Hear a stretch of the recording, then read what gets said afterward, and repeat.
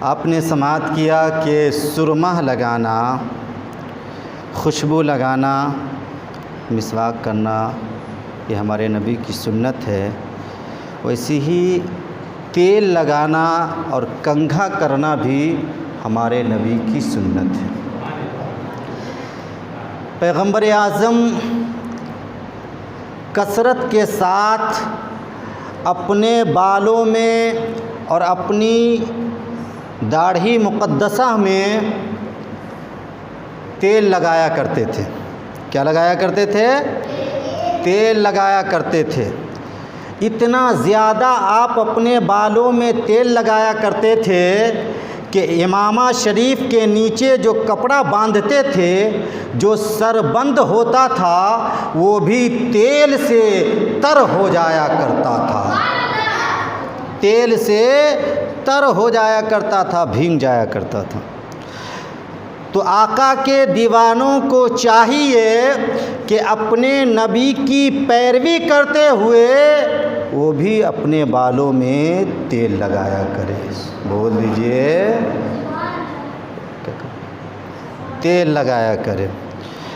اور مانگ نکالنا بھی ہمارے نبی کی سنت ہے۔ بول دیجئے، مانگ نکالنا۔ اللہ نے جسے بال عطا فرمایا ہے وہ بالوں کی قدر کرے، اسے دھوئے، اس میں تیل لگائے اور پھر مانگ بھی پھاڑے، مانگ بھی نکالے۔ پیغمبر اعظم کیسا مانگ نکالا کرتے تھے؟ پیغمبر اعظم اپنے بالوں کو دھویا بھی کرتے تھے، تیل بھی لگایا کرتے تھے، کنگھا بھی کیا کرتے تھے اور مانگ بھی نکالا کرتے تھے۔ کون سا مانگ؟ آقا بیچ مانگ نکالا کرتے تھے، بیچ مانگ میرے آقا نکالا کرتے تھے۔ اس لیے غلاموں کو بھی چاہیے کہ بالوں کی قدر کرے اور مانگ بھی نکالے۔ دیکھیے، نزہۃ المجالس میں ایک بڑی پیاری سی روایت نقل کی گئی ہے۔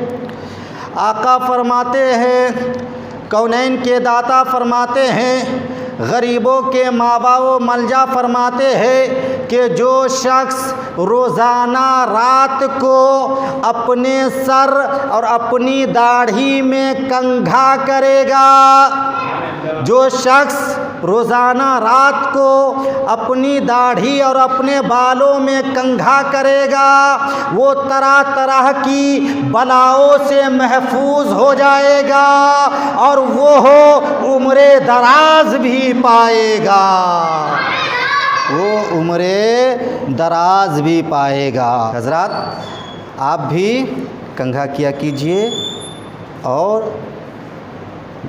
تیل بھی لگایا کیجئے، داڑھی میں بھی تیل لگایا کیجئے اور بال میں بھی تیل لگایا کیجئے۔ تیل لگانے کا سنت طریقہ کیا ہے؟ تیل لگانے کا سنت طریقہ یہ ہے کہ آپ اپنے بائیں ہاتھ کی ہتھیلی میں تیل رکھیں، پھر داہنے ہاتھ کی انگلی سے تیل لیں اور پہلے داہنی جانب سے شروع کریں۔ کہاں سے؟ ابرو سے، یعنی بھو سے۔ پہلے داہنے طرف کی بھو میں لگائے، پھر بائیں جانب کی بھو میں، پھر دائیں آنکھ کی پلکوں پر، پھر بائیں آنکھ کی پلکوں پر، اور پھر پیشانی کی جانب سے اپنے سر میں تیل لگایا کرے۔ سنت طریقہ یہ ہے۔ اور اس سے پہلے بسم اللہ الرحمن الرحیم پڑھ لیا کیجئے، کیونکہ جو بسم اللہ نہیں پڑھتا ہے تیل لگانے سے پہلے اس تیل میں 70 شیطان شامل ہو جایا کرتا ہے، 70 شیطان شامل ہو جایا کرتا ہے۔ اس لیے بسم اللہ پڑھ کر سنت کے مطابق تیل لگانے کی کوشش کیجئے تاکہ اس کا دنیاوی فائدہ بھی ملے اور سنت پر عمل کرنے کا بھی فائدہ حاصل ہو جائے۔ کنگھا کیا کیجیے۔ اور آئینہ بھی دیکھا کیجیے، کیونکہ آئینہ آپ کی حقیقت کو آپ کے سامنے اجاگر کرتا ہے۔ آئینہ آپ کی حقیقت کو ظاہر کرتا ہے، آپ کو بتاتا ہے کہ آپ کی حقیقت کیا ہے۔ آپ کی حقیقت کو وہ اجاگر کرتا ہے اور وہ پیغام بھی دیتا ہے، وہ پیغام بھی دیتا ہے کہ لوگوں سنو، جس طرح تم مجھ میں جھانک کر اپنے چہرے کے، اپنے جسم کے ظاہری داغ دھبے کو صاف کر رہے ہو، اسی طرح خود کے اندر جھانک کر اپنے باطنی داغ دھبے کو بھی صاف کر لیا کرو۔ لیکن المیہ یہ ہے کہ ہماری نظر دوسروں کے داغ دھبے پہ تو پڑتی ہے، لیکن خود کے داغ دھبے پر نہیں پڑتی ہے۔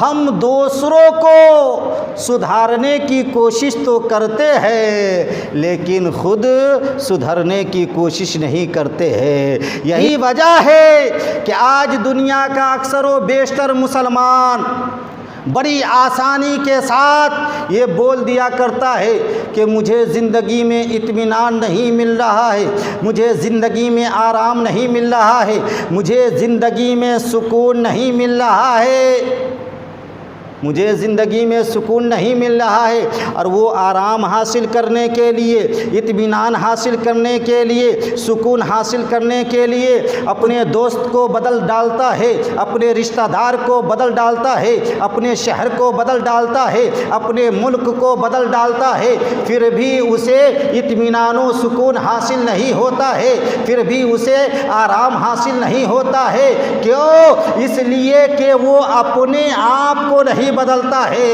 اس لیے مسلمانوں، اگر آپ اطمینان و سکون چاہتے ہو تو پہلے اپنے آپ کو بدلو۔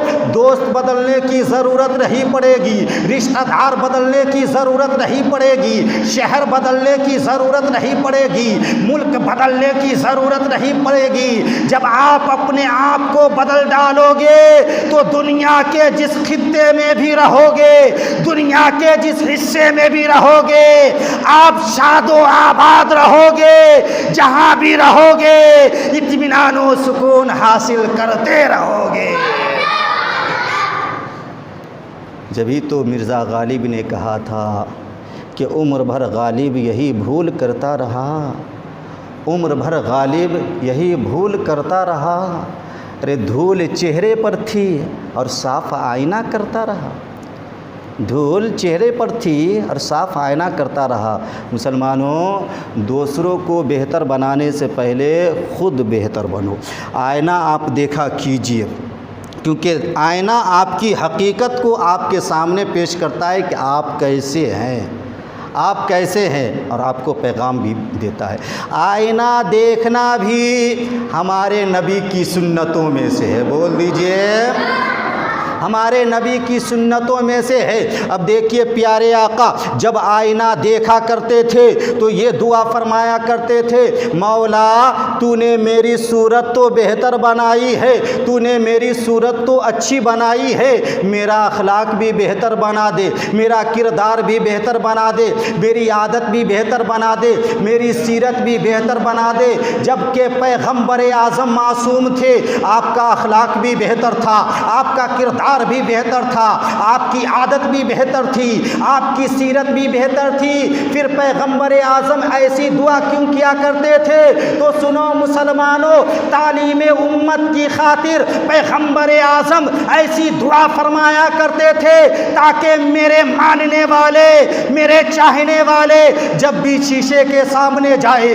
جب بھی آئینہ کے سامنے جائے، اپنی صورت دیکھے تو رب کی بارگاہ میں فریاد کرے، مولا اللہ میرے چہرے کی طرح میرا دل بھی پاک و صاف کر دے، میرے چہرے کی طرح میرا کردار بھی بہتر بنا دے، میرے چہرے کی طرح میری زندگی بھی خوبصورت بنا دے۔ کیونکہ آقا کی شان تو یہ تھی کہ بریلی کے تاجدار لکھتے ہیں، سنیت کی جان لکھتے ہیں، امام احمد رضا خان لکھتے ہیں، یا رسول اللہ تیرے خلق کو حق نے عظیم کہا، تیری خلق کو حق نے جمیل کیا، کوئی تجھ سا ہوا ہے نہ ہوگا شاہ، تیرے خالق حسن و ادا کی قسم، تیرے خالق حسن و ادا کی قسم۔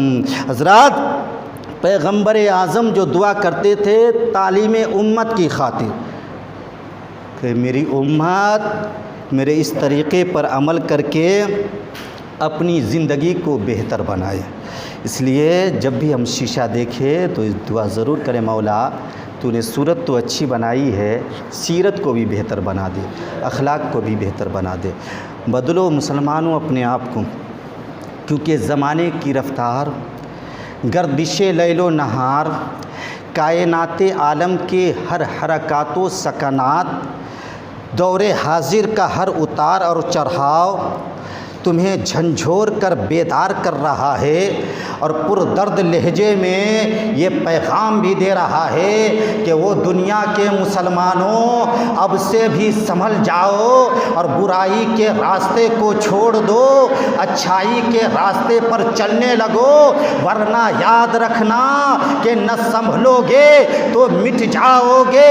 اے غافل مسلمانوں، تمہاری داستان تک بھی نہ ہوگی داستانوں میں، اور طریق مصطفیٰ کو چھوڑنا ہے وجہ بربادی، اسی سے قوم دنیا میں ہوئی بے اقتدار اپنی، اسی سے قوم دنیا میں ہوئی بے اقتدار اپنی۔ اس لیے اپنے آپ کو بدلیے اور رسول اعظم کی سنتوں پر عمل کرتے ہوئے زندگی گزاریے، اور مہمان نواز بھی بنیے، مہمانوں کی خدمت بھی کیا کیجیے۔ دیکھیے رب کے خلیل کتنے بڑے مہمان نواز تھے، آپ مہمان سے کتنی زیادہ محبت فرمایا کرتے تھے کہ جب آپ کے کھانے کا وقت ہوتا تھا اور کوئی مہمان آپ کے ساتھ کھانا کھانے والا نہیں ملتا تھا تو آپ اس کی تلاش میں ایک ایک میل، دو دو میل دور چلے جاتے تھے، مہمان کو تلاش کر لاتے تھے، پھر اس کے ساتھ آپ کھانا تناول فرمایا کرتے تھے۔ جب تک مہمان ملتا نہیں تھا آپ کھانا کھاتے نہیں تھے، اسی لیے آپ کو مہمانوں کا باپ کہا جاتا تھا۔ آپ کے مکان میں جانے کا 4 دروازہ تھا، آپ ہر دروازے پر باری باری دیکھا کرتے تھے کہ کاش کوئی مہمان آ جائے جو میرے ساتھ بیٹھ کر کھانا تناول کرے۔ ایک دور تھا کہ فکر رہا کرتی تھی، ایک دور تھا کہ فکر رہا کرتی تھی کہ کوئی مہمان آئے تو کھانا کھاؤں۔ اس دور میں کچھ لوگ ہیں جو سوچتے رہتے ہیں کہ یہ شخص چلا جائے تو کھانا کھاؤں، یہ شخص چلا جائے تو کھانا کھاؤں۔